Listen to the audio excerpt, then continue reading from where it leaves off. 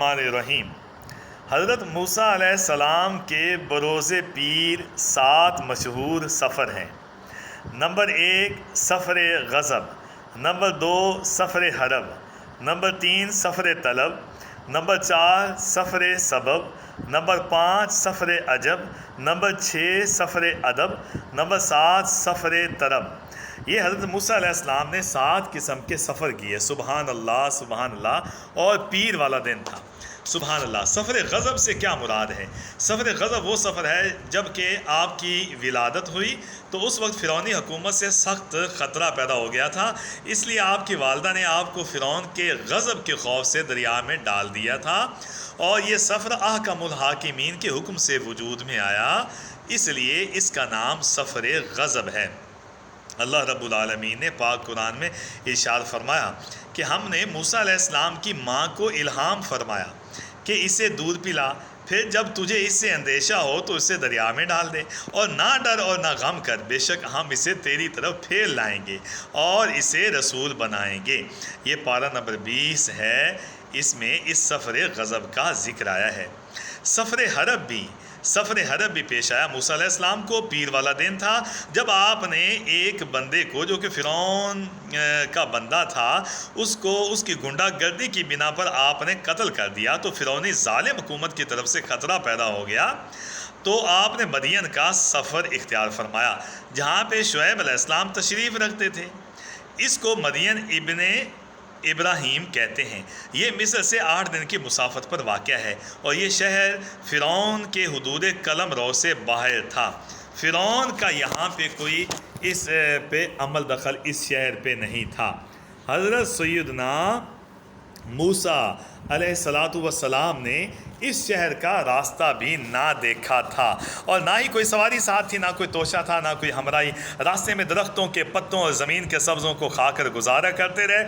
اللہ تعالیٰ نے ایک فرشتہ بھیجا جو آپ کو مدین تک لے گیا۔ اللہ تعالیٰ اسی سفر کے متعلق پاک قرآن میں ارشاد فرماتا ہے، تو اس شہر سے نکلا ڈرتا ہوا اس انتظار میں کہ اب کیا ہوتا ہے۔ عرض کی، اے میرے رب مجھے ستمگاروں سے بچا لے، اور جب مدین کی طرف متوجہ ہوا کہا قریب ہے کہ میرا رب مجھے سیدھی راہ دکھائے۔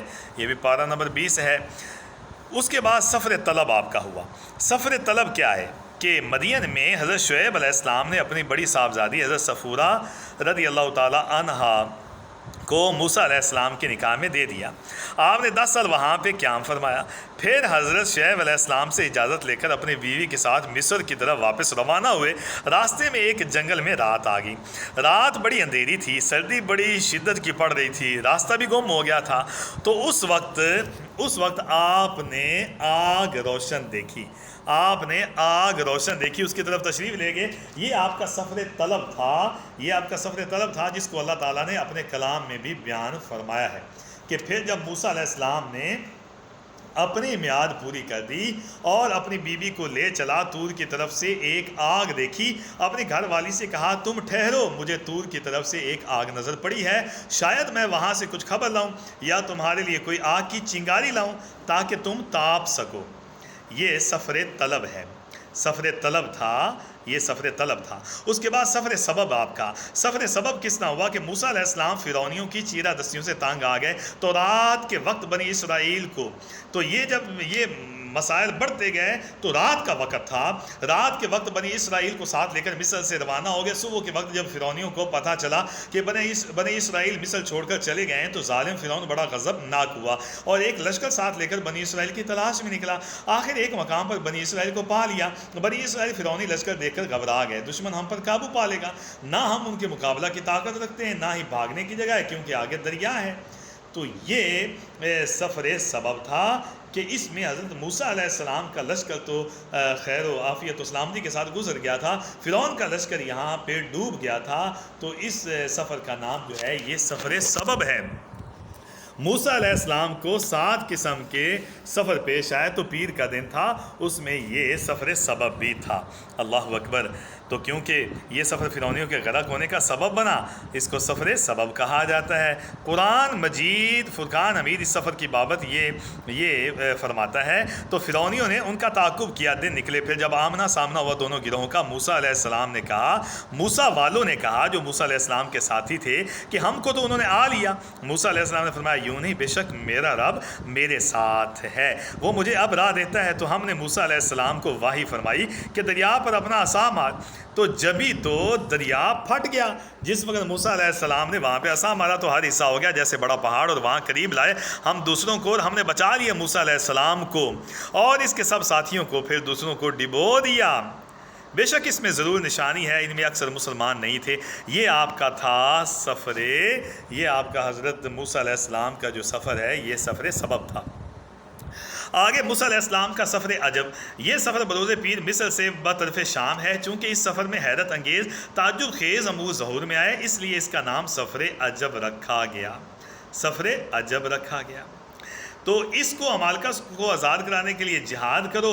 یہاں پہ بنی اسرائیل، حضرت موسیٰ علیہ السلام نے کچھ عرصہ بعد بنی اسرائیل کو حکم الہی سنایا کہ ملک شام ابراہیم علیہ السلام اور ان کی اولاد کا جو ہے یہ مدفن ہے، اس میں بیت المقدس بھی ہے، اس کو عمالقہ سے آزاد کرانے کے لیے جہاد کرو، مصر چھوڑ کے وہیں وطن بنا لو۔ مصر کا چھوڑنا بنی اسرائیل پہ نہایت شاق تھا۔ اول تو انہوں نے اس میں پسو پیش کیا اور پھر موسیٰ علیہ السلام کی بات کو مانا، اور بہت وہ بھی ناپسندیدگی کے ساتھ کبھی کیا کہتے کبھی کیا کہتے۔ حضرت ہارون علیہ السلام کی رکاب سعادت میں وہاں سے پھر یہ روانہ ہوئے، اور راستے میں جو کوئی سختی پیش آتی موسیٰ علیہ السلام سے شکایتیں کرتے۔ صحرا میں پہنچے جہاں پہ کوئی سبزہ نہ تھا، نہ سایہ تھا، نہ غلہ امرا تھا، وہاں دھوپ کی گرمی اور بھوک کی شکایت کی، تو اللہ تعالیٰ نے موسیٰ علیہ السلام کی دعا سے ابر سفید کو وہاں پہ بھیجا، ان کا سائبان بنایا جو رات دن ان کے ساتھ چلتا، رات کو ان کے لیے نوری ستون اترتا تھا جس کی روشنی میں وہ کام کرتے تھے۔ ان کے کپڑے میلے بھی نہیں ہوتے تھے، پرانے بھی نہیں ہوتے تھے، ناخن بھی نہیں بڑھتے تھے، بال بھی ان کے نہیں بڑھتے تھے۔ اس سفر میں جو لڑکا پیدا ہوتا اس کا لباس اس کے ساتھ پیدا ہوتا تھا، جتنا وہ بڑھتا لباس بھی ساتھ بڑھتا۔ ترنج بین من ایک شیریں چیز تھی، روزانہ صبح صادق سے طلوع آفتاب تک ہر شخص کے لیے ایک ساع کی مقدار آسمان سے نازل ہوتی تھی، لوگ اس کو چادروں میں لے کر دن بھر کھاتے رہتے تھے۔ اس طرح سلوا ایک چھوٹا سا پرندہ ہوتا ہے، اس کو ہوا لاتی، یہ شکار کر کے کھاتے۔ اللہ تعالیٰ نے ان نعمتوں کا ذکر فرمایا ہے کہ ہم نے بادلوں کو تمہارا سائبان بنایا اور تم پر من و سلوا اتارا۔ کلوا من طیبات ما رزقناکم، کھاؤ ہماری دی ہوئی ستھری چیزیں، کھاؤ ہماری دی ہوئی ستھری چیزیں۔ جب بنی اسرائیل نے سفر میں پانی نہ پایا، شدت پیاس کی شکایت کی، تو موسیٰ علیہ السلام کو حکم ہوا کہ اپنا عصا پتھر پہ مارو۔ آپ کے پاس ایک مربع پتھر تھا، جب پانی کی ضرورت ہوتی تو اس پہ عصا مارتے، اس سے 12 چشمے جاری ہو جاتے اور سب سیراب ہوتے۔ موسیٰ علیہ السلام کا یہ ایک بڑا معجزہ تھا، تو یہ بھی آپ کا ایک سفر تھا۔ اس کے بعد آپ کا سفر ادب ہے۔ سفر ادب کی تفصیل کیا ہے کہ سفر ادب کے فرعونیوں کی ہلاکت کے بعد موسیٰ علیہ السلام نے بنی اسرائیل کو وہاں پہ جمع کیا، ایک وہاں پہ خطبہ ارشاد فرمایا کہ حاضرین اس کے معنی اور اس کے جو حقائق ہیں، حاضرین اس کے معنی اور اس کے حقائق اور دقائق سن کر بڑے حیران ہو گئے، متحیر رہ گئے۔ ایک شخص نے پوچھا، ہے کلیم اللہ، آپ سے زیادہ بھی کوئی عالم ہے؟ آپ نے فرمایا، میرے علم میں نہیں کہ مجھ سے بڑا کوئی عالم ہو۔ تو وہاں پھر آپ کو وحی آئی کہ ہمارا ایک بندہ مجمع البحرین، 2 دریاؤں کے ملاپ میں ہے، میں نے اس کو خاص علم کے ساتھ مخصوص کیا ہے، اپنے خاص آدمی کے ہمراہ اس کے پاس جاؤ، ایک مچھلی تل کر ساتھ لے جاؤ، جہاں مچھلی گم ہو وہاں وہ بندہ ہوگا۔ آپ نے وہاں پہنچنے کا تہیہ کر لیا، سفر پر اپنے خادم خاص کے ہمراہ روانہ ہوئے۔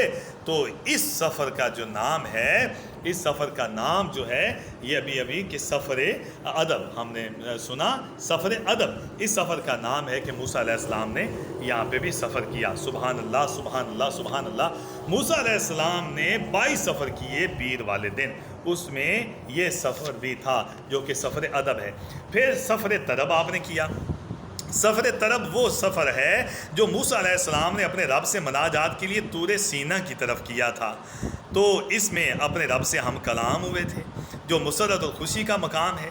اس لیے سفر کو سفر طرب خوشی سے موسوم کیا گیا ہے کہ یہ سفر طرب تھا. سبحان اللہ سبحان اللہ سبحان اللہ. موسیٰ علیہ السلام کو پیر والدین سات سفروں سے واسطہ پڑا، اس میں سے ایک یہ بھی سفر تھا. سبحان اللہ سبحان اللہ. اللہ تبارک و تعالی ہم سب کی، ماں باپ کی اور امت کے سارے مسلمانوں کی مغفرت فرمائے. وما علینا الا البلاغ المبین.